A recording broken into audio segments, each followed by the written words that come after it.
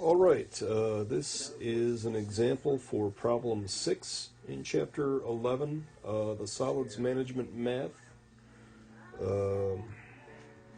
Kind of a different variation of a familiar question. In this question, we're trying to determine how many gallons per day of sludge is being pumped, given a percent solids content and a weight. So first thing I'm going to point out is this qualifier here at the end. Assume the mass per unit volume of primary sludge is the same as water, 8.34 pounds per gallon. So if you've done some of the other problems, you've heard me mention that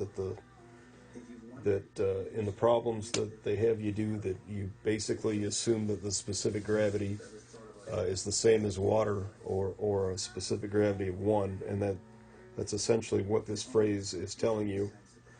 And so given that information, you can figure this problem out. And of course, the way these problems are usually set up is you are given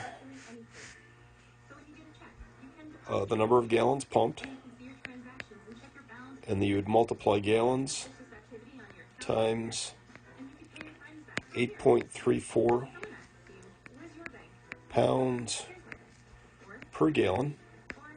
Would tell you how much the sludge weighs, and then if you multiply that by the percent solids, you could calculate how many pounds of solids are in the sludge. So this is essentially, we're using the same equation, but instead of being given the number of gallons, we're given total pounds. So let's go ahead and figure out how to rewrite this equation first. We know that we can set the equation up like this.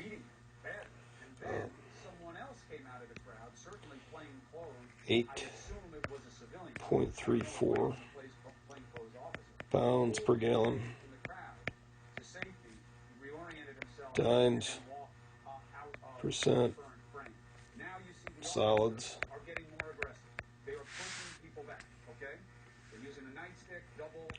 times gallons equals 700 pounds,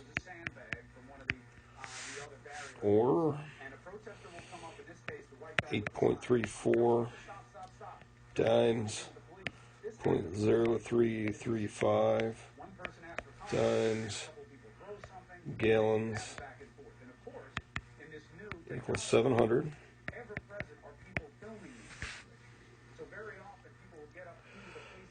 So let's figure out how we can get gallons isolated by itself on one side of the equation.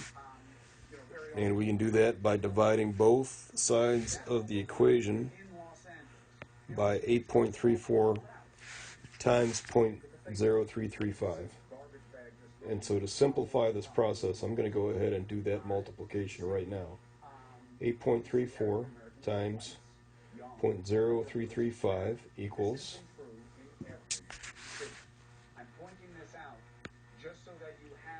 0.279 times gallons, which is our unknown, equals 700 pounds.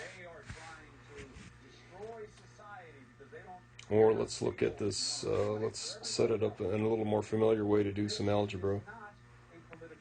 0.279 times G equals 700, and then to get G by itself, we're going to divide both sides of the equation by 0.279. And then once we get to this point, all we have to do is do the last little bit of division. 700 divided by 0.279 equals 2,509.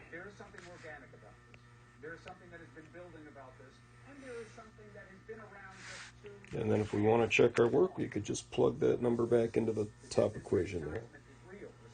So if we did that, 2,509 times 8.34 times 0.0335 should equal 700, and when I do the math, I come up with like 700.9, so pretty close.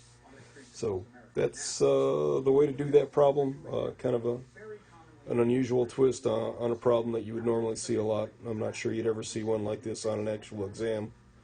But if you do, recognize that you know how to do the problem, you know how to set the equation up, and just in this case, you're given the answer and need to figure out one of the variables on the other side of the equation. So that's it.